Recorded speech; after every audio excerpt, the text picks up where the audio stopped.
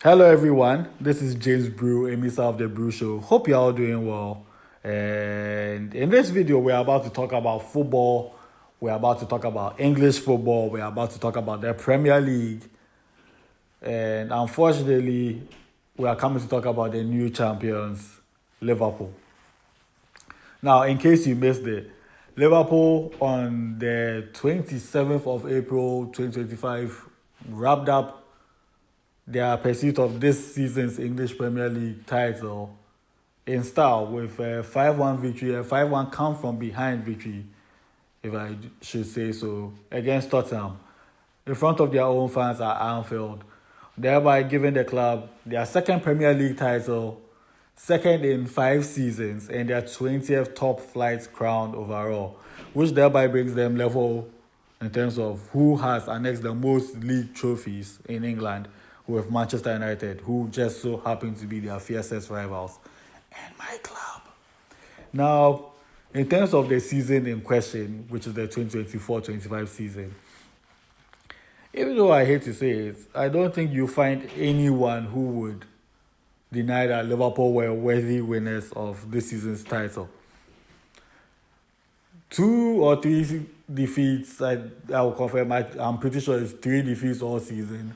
1 at Anfield to Nottingham Forest, who have been a surprise package. 1 against Fulham, and I think it's 2. It's basically 2 defeats. Again, I'll confirm. And they've been scoring for fun, even though they've not been as gung-ho in attack as compared to the club heavy metal type of football that we were accustomed to. And the slot has sort of provided a calmness, a lot of composure, especially with their midfield, a lot of control. And you can see a lot of similarities between his football and Klopp's own in terms of how Liverpool dominate games, while at the same time, the differences are obvious. And now it begs the question, why was it that this time around Liverpool were head and shoulders above the rest of the competition? Now, let's look at it. Let's look at the playing style. How did Arne Slot bring this into being? In terms of personnel, it's basically the same squad, at least the same starting 11, and probably 16 out of the 18 that you would have expected to feature in a Jurgen Klopp side. But the key difference is where the personnel are playing. I am going to focus on one particular footballer, Ryan Gravenberch. Now, under Klopp, Gravenberch was more or less a box-to-box midfielder.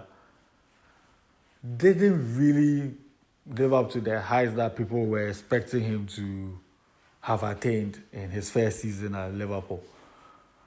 Wasn't quite a flop, but didn't also achieve the levels that were expected. And then Slot came in, looked at his compatriots, and decided to convert him from a number 8 to a number 6. And in one fell swoop, he managed to replace Fabinho, who had left, I think, 2 seasons prior, bench Endo, and give himself more, because you don't automatically lose how you play. In Gravenberch's case, being the technical player that he is, he just so happens to be able to add the physicality that he possesses and adapt to the number 6 role as he would in order to suit the team, and it worked wonders. Now, in addition to him slotting into the 6th row and thereby solving a problem for slots, he also allowed for the combination of McAllister and Szoboszlai to not have to really worry about their defensive duties. Granted, McAllister does track back and assist as much as he can. I'm pretty sure Szoboszlai puts in a shift as well. But you can see them more in terms of their creativity. Just look at the game against Spurs yesterday, for instance. absolutely breathtaking in terms of their performances, in terms of their output, and in terms of their effectiveness in front of goal. Now, with regards to the obvious players that tend to shine season in, season out for Liverpool, they did not disappoint. Salah is about to break records that he has previously set in terms of his goal scoring and goal creation. He is a strong shout for most of the top prizes, most of the top individual prizes, not just domestically, but at the end of the season when it comes to the Ballon d'Or and the best from FIFA as a result of his performances this season with Liverpool. Then you have Virgil van Dijk, who again has been the Virgil van Dijk you expected him to be. Calm, composed, ably supported by Konate most of the time, Kwanzaa filling in. Liverpool have been solid. They've not been hit with injuries, and their big boys showed up when it mattered, and it mattered for a majority of the season. Trent Alexander-Arnold, even with the contract distractions, contributed massively towards their campaign. Luis Diaz, the contribution this boy brought to the team. I think, in all honesty, Luis Diaz is the reason why Salah had as many goals and assists, because Diaz finds a way of creating space, and if you leave him, he's going to score himself. So if you focus on him, then unfortunately he frees up more, and I don't think anybody can really find a way of keeping both of them quiet in a game and also focus on keeping the midfield quiet. People did it, but clearly, based on how the season panned out, not a lot of them did it. So Luis Diaz and Salah lethal in front of goal. Virgil van Dijk rock solid at the back. Alisson and Kelleher, when he had to deputize, extremely dependable between the sticks. The Trent Alexander-Arnold and his deputy being Conor Bradley, extremely effective in front of goal. And Robertson didn't really have the best of seasons, but at the same time, he did do what he was expected to do. Chimikas also played his part.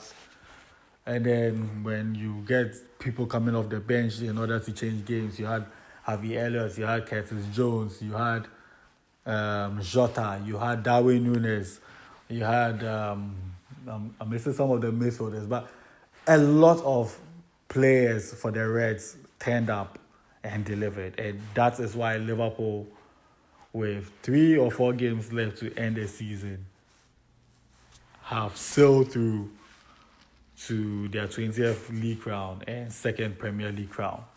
Now, with that being said, what version of Liverpool are we going to see for the remainder of the season? Are we going to see them play their second string side so that they can coast to it, or are they going to try and motivate themselves to keep the same levels as we've seen throughout the season and set a very high points tally? They wouldn't get to Man City's 100 points tally. I don't think they'll even get to their personal best, which is 98 or 99. But it's still going to be a very good points tally regardless. So it remains to be seen how they wrap the season up with regards to the last few games. And then to the rest of the league. Arsenal look like they are going to have to finish second again for the 3rd consecutive season. There is a strong battle for who fills the remaining 3 Champions League slots between Nottingham Forest, Manchester City, Chelsea, Newcastle United, and to some extent Aston Villa. 5 teams battling for 3 positions via the league. There's also the caveat of having either Manchester United or Tottenham Hotspur potentially claiming that slot through the winning of the Europa League. That remains to be seen. But who do you think will be Liverpool's strongest contenders next season? Would it be Manchester City, who are now the outgoing champions, having won it for 4 consecutive seasons before this one? Would it be Arsenal who would finally hope that they transition from being the bride for 3 consecutive seasons and now becoming the groom? Will it be Chelsea who hopefully are coming up and will continue to come up in their view from having a 7th place finish last season? Hopefully, from their point of view, again, finishing in the top 5 and thereby qualifying for the Champions League. For them and Enzo Maresca, the ladder hopefully continues to be an upward climb, and then they challenge for the title. Would it be Newcastle United who, after winning their first trophy domestically in 70 years, would obviously want to continue their upward trajectory? So what do you also see? Would it be Aston Villa who, after having a wonderful Champions League campaign, hopefully try build on that, especially with the likes of Tielemans and Oli Watkins, the loan signings of Asensio and Rashford probably being converted into permanent signings, having Emiliano Martinez?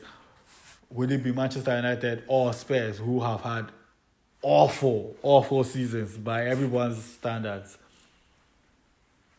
potentially ending in a bit of a good news with either one of them maybe winning the Europa League and thereby qualifying for the Champions League?